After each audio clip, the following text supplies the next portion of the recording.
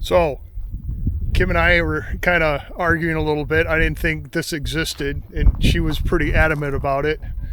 And I think we were on the road to nowhere for a while. So, this is the view of Lake Superior that Kim wanted us to drive to. That I thought she was full of crap. So, I told you so. Yeah, say that again. What do we say to each other when one of them's wrong? I told you so. Yeah, she told me so.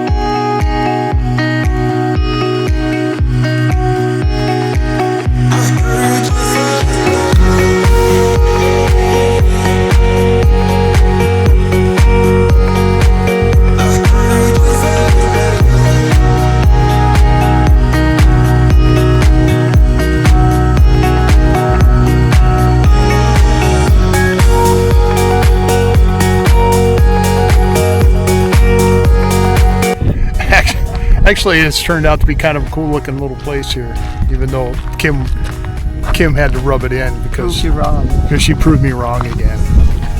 Yeah.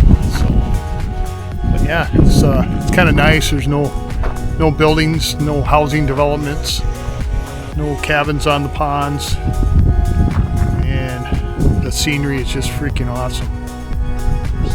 Lots of nice little lakes.